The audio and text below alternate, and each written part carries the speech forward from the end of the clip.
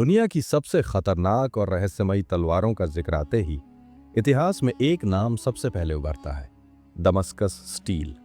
ऐसी तलवारें जिनके बारे में कहा जाता था कि वे लोहे के कवच को ऐसे काट देती थीं जैसे मक्खन, और सालों तक भीषण युद्धों के बाद भी ना टूटती थीं। लेकिन असली रहस्य इन तलवारों की धार नहीं, बल्कि ये है कि इतनी उन्नत तकनीक अचानक इतिहास से गायब कैसे हो गई। और क्या सच में दमस्कस स्टील का फॉर्मूला किसी ने चुरा लिया था? इतिहास के गहरे अध्ययन से पता चलता है कि जिस दमस्कस स्टील ने यूरोप और मध्य पूर्व को हैरान कर दिया था, उसका जन्म अरब या यूरोप में नहीं, बल्कि प्राचीन भारत में हुआ था, जहां इसे वूत्स स्टील कहा जाता था। दक्षिण भारत में कारीगरों ने एक ऐसी क्रूसिबल प्रोसेस विकसित की थी जिसमें लोहे को नियंत्रित तापमान, विशेष कार्बन स्रोतों और ऑक्सीजन रहित वातावरण में पकाया जाता था। ये फॉर्मूला कहीं लिखा नहीं जाता था, बल्कि कारीगर परिवारों के बीच पीढ़ी दर पीढ़ी मौखिक रूप से सिखाया जाता था।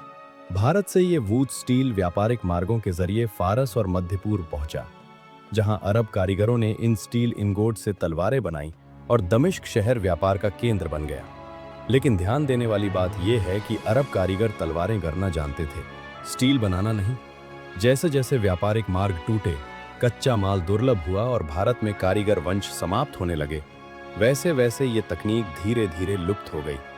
कुछ इतिहासकार मानते हैं कि विदेशी व्यापारियों और योद्धाओं ने इस ज्ञान को चुराने की कोशिश की, लेकिन सच्चाई ये है कि वे पूरी प्रक्रिया को कभी समझ ही नहीं पाए।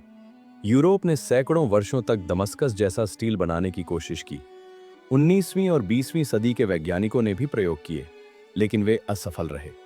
बाद में माइक्रोस्कोपिक अध्ययन से पता चला कि वुड्स स्टील में जटिल कार्बन स्ट्रक्चर और नैनो लेवल पैटर्न मौजूद थे, जो आज की आधुनिक मेटालर्जी से मेल खाते हैं। यानी दमस्कस स्टील का फॉर्मूला चुराया नहीं गया, बल्कि वो अपने समय से इतना आगे था कि बाकी सभ्यताएं उसे समझने के स्तर तक ही नहीं पहुंच पाईं। इतिहास हमें यह सिखाता है कि कुछ ज्ञान ऐसे होते हैं जिन्हें न तो बल से छीना जा सकता है, न ही नकल से पाया जा सकता है। उन्हें समझने के लिए पूरी सिविलाइजेशन को इवॉल्व करना पड़ता है।